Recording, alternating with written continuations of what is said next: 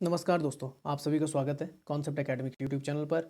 और हम पढ़ रहे थे आपका भारत का इतिहास, मॉडर्न हिस्ट्री। और आज का जो टॉपिक होगा स्वतंत्रता एवं विभाजन की ओर भारत। इसका भाग 2 है। भाग 1 में भेज चुका हूँ पहले ही। पहला क्वेश्चन आता है, इनमें से कौन कैबिनेट मिशन का सदस्य नहीं था? आप जानते हैं एवी अलेक्जेंडर थे, ये थे, ठीक है ना। स्टीफर्ड क्रिप्स भी थे और पैथिक लॉरेंस भी थे। आर्चिबाल्ड वेबल नहीं थे, ये आपने याद रखना है। वेबल प्लान आपका देखने को मिलता है। वेबल प्लान 1942 के आसपास का है, वेबल प्लान शायद से, तो ये थोड़ा दिमाग में रखना। तो लिखा हुआ है कैबिनेट मिशन 46 में आता है। तो यह ब्रिटिश सरकार से भारतीय नेतृत्व को शक्तियों के हस्तांतरण की योजना बनाने और चर्चा के लिए बनाया गया था। इसमें क्या होता है कि एक्चुअल में पावर दे दी जाती है किसको? भारत को हस्तांतरण के लिए था। कैबिनेट मिशन जो था वो 24 मार्च 1946 को नई दिल्ली में आता है। क्लेमेंट एटली उस समय ब्रिटिश प्रधानमंत्री रहते हैं। और एटली याद रखना है कि आपके ऐसे ब्रिटिश प्रधानमंत्री जो पावर बोल सकते हैं कि पावर को ट्रांसफ़र करने में विश्वास करते थे कि भाई भारतीयों को पावर दे दी जाए। तो ब्रिटिश प्रधानमंत्री जिन्होंने भारत में कैबिनेट मिशन भेजा था। 3 सदस्यीय पैनल था आपका। लॉर्ड पैथिक लॉरेंस थे, ये भारत के राज्य सचिव थे उस समय। इन्हीं की अध्यक्षता में कैबिनेट मिशन की स्थापना की गई थी। सर स्टीफर्ड क्रिप्स थे, ये व्यापार मंडल के अध्यक्ष हुआ करते थे। और एवी अलेक्जेंडर की अगर बात करें, नौसेना विभाग में क्या थे? आपके हेड थे। आर्चिबाल्ड वेबल की अगर बात करें, कैबिनेट मिशन की अवधि के दौरान भारत के वो वायसराय भी थे। और कैबिनेट मिशन ने अपनी योजना 16 मई 1946 को प्रकाशित की थी। भारत में अंतरिम सरकार के गठन का सुझाव कैबिनेट मिशन ने दिया था। भारत में पहली अंतरिम सरकार 2 सितंबर 1946 को जवाहरलाल नेहरू के नेतृत्व में, याद रखना ये डेट, 2 सितंबर 1946 को जवाहरलाल नेहरू के नेतृत्व में नियुक्त की गई थी। जवाहरलाल नेहरू को इस अंतरिम सरकार के उपाध्यक्ष के रूप में नियुक्त किया गया था। भारत के लिए एक संविधान बनाने के लिए एक घटक विधानसभा की स्थापना की सिफारिश कैबिनेट मिशन द्वारा दी गई थी। जनमत संग्रह के लिए माउंटबेटन योजना जून 1947, माउंटबेटन योजना को डिगीबर्ट प्लान भी बोला जाता है और जून प्लान भी बोला जाता है। तो किस प्रांत को इस बोल सकते हैं जनमत संग्रह के लिए जनमत संग्रह यानी रेफरेंडम प्रदान किया गया था? तो ये था कौन? उत्तरी पश्चिम सीमा प्रांत, नॉर्थ वेस्ट फ्रंट प्रोविंस, जहाँ के लीडर थे आपके कौन? खान अब्दुल गफ्फार खां। सिंध ये पाकिस्तान में चला जाता है। पंजाब का एक मेजर रीजन आपका पाकिस्तान में चला जाता है। बलूचिस्तान भी आपका पाकिस्तान में चला जाता है, ठीक है ना आज के।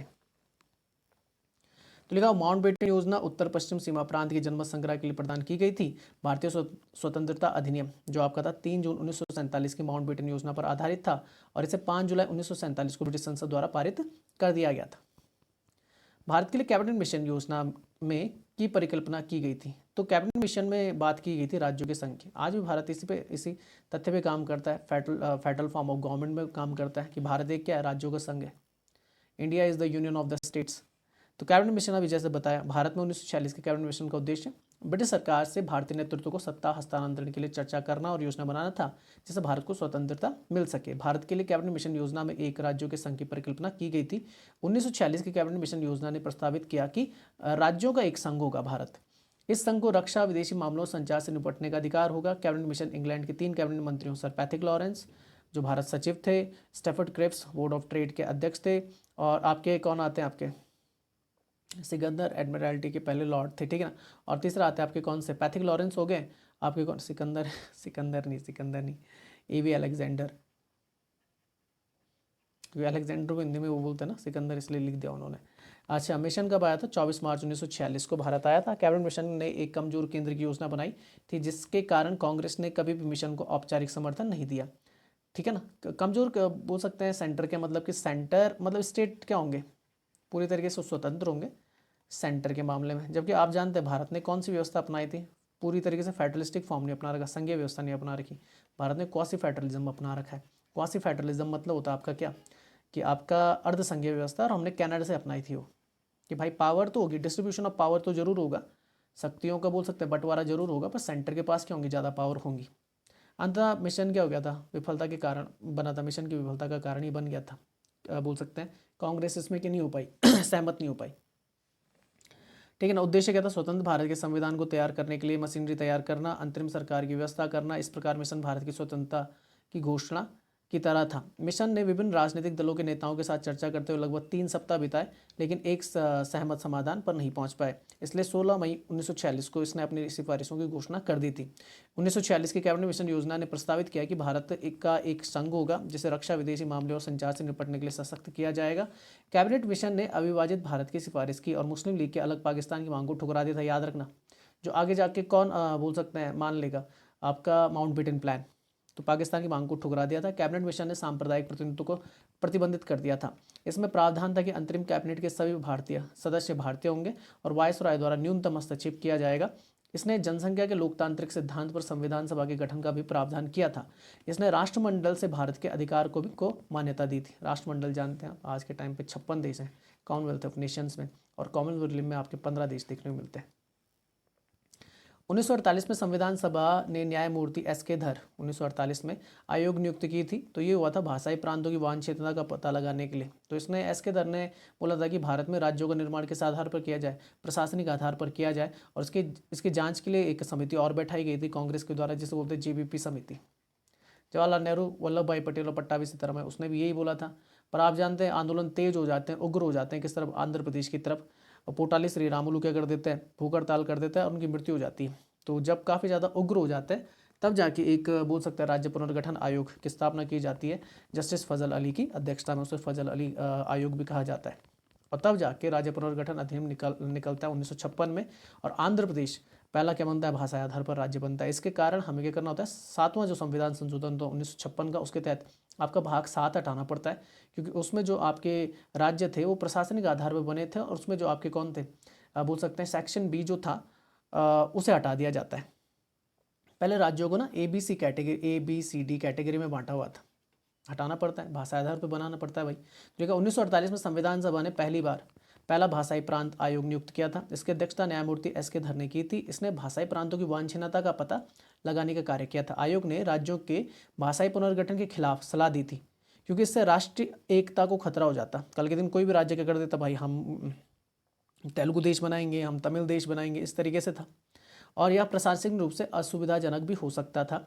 इसने प्रशासनिक सुविधा के आधार पर, देख लो, के आधार पर पुनर्गठन की सिफारिश की थी। द्वितीय भाषाई प्रांत आयोग LPC ने धर आयोग की सिफारिश का समर्थन किया था।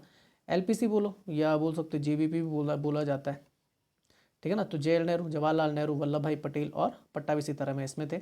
1952 में आंध्र प्रदेश भाषा आधार पर गठित होने वाला पहला राज्य बना था, ठीक है ना। उसके बाद राज्य पुनर्गठन आयोग की स्थापना करनी पड़ी। तो 1953 में तो लिखा हुआ सदस्य कौन थे, जस्टिस फजल अली थे, KM पणिकर थे और H कुंजरू थे। सिफारिश की थी कि राज्यों के 4 गुना वर्गीकरण का उन्मूलन किया जाए, अर्थात ब्रिटिश भारत के पूर्व गवर्नर प्रांत, पूर्व रियासतें, पूर्व मुख्य आयुक्त प्रांत और कुछ रियासतें राज्य के एक लेफ्टिनेंट गवर्नर प्रशासित किया जाए। और राज्य पुनर्गठन अधिनियम लाया जाता है 1956 में। याद रखना प्रस्तुत कब किया गया था, बोल सकते हैं लोकसभा राज्यसभा में। तो याद रखना ये पेपर में टपका था अभी आपका पटवारी के पेपर में 30 सितंबर 1955 को, ये आपने याद रखना है। अच्छा नेक्स्ट चलते हैं। अपराधियों के साथ राजनेताओं के संबंधों की जांच के लिए NN वोहरा समिति का गठन किया गया था। कोठारी आयोग की अगर बात करें तो शैक्षिक क्षेत्र से संबंधित है। सी रंगराजन की अगर बात करें तो गर्मी मापने के लिए इसका गठन किया गया था। कैबिनेट मिशन योजना के संबंध में इनमें से कौन सा कथन सही है। कैबिनेट मिशन ने एक अलग पाकिस्तान के लिए मुस्लिम लीग की मांग को स्वीकार कर लिया, हाँ कर लिया था लास्ट में। कैबिनेट मिशन ने रियासतों को उत्तराधिकारी सरकार या ब्रिटिश सरकार के साथ व्यवस्था करने के लिए मुक्त कर दिया था, हाँ कर दिया था। दोनों मान लेते हैं। शुरुआत में क्या रहता है, अलग पाकिस्तान की मांग के लिए, अलग पाकिस्तान बनाने के फेवर में रहती है, पर मान लेते हैं, ठीक है ना। तो ये थोड़ा दिमाग में रखना आप लोग। देखो लिखा हुआ है कैबिनेट मिशन योजना की घोषणा वर्ष 1946 में इंग्लैंड के प्रधानमंत्री एटनी ने की थी। कैबिनेट मिशन इंग्लैंड के 3 कैबिनेट मंत्रियों मैंने बताया, पैथिक लॉरेंस, स्टेफर्ड क्रिप्स और AV अलेक्जेंडर। कैबिनेट मिशन योजना के मुख्य उद्देश्य ब्रिटिश सरकार से भारतीय नेतृत्व को शक्ति हस्तांतरित करना था। कैबिनेट मिशन ने अविभाजित भारत की सिफारिशें की और एक अलग पाकिस्तान के लिए मुस्लिम लीग की मांग को क्या कर दिया था, खारिज कर दिया था। खारिज करने की बात कर रहे हैं ना।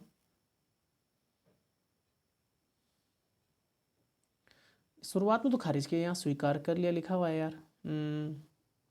खारिज तो किया था, स्वीकार किया था कि नहीं किया था, स्वीकार नहीं किया जाता यार, स्वीकार खारिज कर लिया था, मांग को खारिज कर लिया था, खारिज तब सही होगा ये।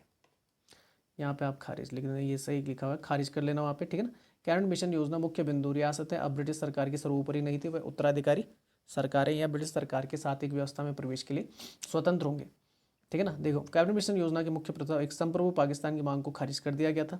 मौजूदा विधानसभाओं को 3 वर्गों ABC में समूहीकृत किया गया था। प्रांतीय स्वायत्तता और अवशिष्ट शक्तियाँ बांटी गई थी। प्रांत रियासतें जैसे आपका जो बोल सकते हैं लिस्ट आती है, यूनियन लिस्ट बोल सकते हैं, स्टेट लिस्ट और कॉन्करेंट लिस्ट और रेजिडरी पावर्स। प्रांत रियासतों और संघ स्तर पर त्रिस्तरीय कार्यकारी विधायिका, केंद्र सरकार केवल रक्षा, विदेशी मामले और संचार प्रभारी होगी, मतलब संघीय स्ट्रक्चर को बोल सकते हैं, इन्होंने प्रायोरिटी दी थी। फेडरलिस्टिक फॉर्म ऑफ गवर्नमेंट को क्या दी थी, प्रायोरिटी दी थी, जिसमें क्या था सेंटर और स्टेट के बीच में पावर डिस्ट्रीब्यूशन का क्या बैलेंस बना रहे भारत, ये आईएनसी ने मानने से इनकार कर दिया था। मुस्लिम लीग ने माउंटबेटन योजना स्वीकार कर लिया था। हाँ, माउंटबेटन योजना जो था उसमें इसलिए क्योंकि उसमें पाकिस्तान के निर्माण का प्रावधान आ जाता है, कैबिनेट मिशन में नहीं रहता ये। तो लिखा मुस्लिम लीग ने माउंटबेटन योजना को स्वीकार कर लिया क्योंकि इसमें एक अलग मुस्लिम राज्य का प्रावधान था। माउंटबेटन योजना को 3 जून, याद रखना 3 जून प्लान भी कहा जाता है, डिगी बर्ड प्लान भी बोला जाता है। डिगी बर्ड इसलिए बोला जाता है क्योंकि जो आपके माउंटबेटन थे उनका क्या था, वो पेट नेम था। इसमें दोनों देशों के विभाजन, स्वायत्तता, संप्रभुता के सिद्धांत शामिल थे और उन्होंने अपना अलग संविधान बनाने के अधिकार दे दिए गए थे। अधिनियम ब्रिटिश संसद में पारित होता है 18 जुलाई 1947 को शाही स्वीकृति भी मिल जाती है। कुछ मुख्य प्रावधान है। भारत का विभाजन 2 देशों में होगा, भारत और पाकिस्तान। बंगाल और पंजाब की विधानसभा ने विभाजन के लिए मुलाकात की और मतदान किया। NWFP उत्तर पश्चिमी सीमा प्रांत पर एक जनमत संग्रह आयोजित किया जाना था ताकि यह तय किया जा सके कि किस अधिवास में वो शामिल होना चाहता है। दोनों देशों के बीच सीमा तय करने के लिए सर सिरिल रेडक्लिफ की अध्यक्षता में एक सीमा आयोग का गठन भी किया गया। रेडक्लिफ लाइन आप जानते हैं, भारत और पाकिस्तान के बीच में 2 प्रभुत्वों के गठन के बाद ब्रिटिश सरकार अपने क्षेत्रों में कानून नहीं बनाएगी। अच्छा, निम्न में से किस एक रियासत ने पाकिस्तान में अपने प्रवेश की घोषणा की लेकिन बाद में जनमत संग्रह के बाद भारत में शामिल होने के लिए मजबूर किया गया था? तो वहाँ का जो शासक था वो था जूनागढ़। मैं बता दूँ ये आपका गुजरात में इस तरीके से आता है ना, तो यहाँ पर आपका जूनागढ़ रियासत।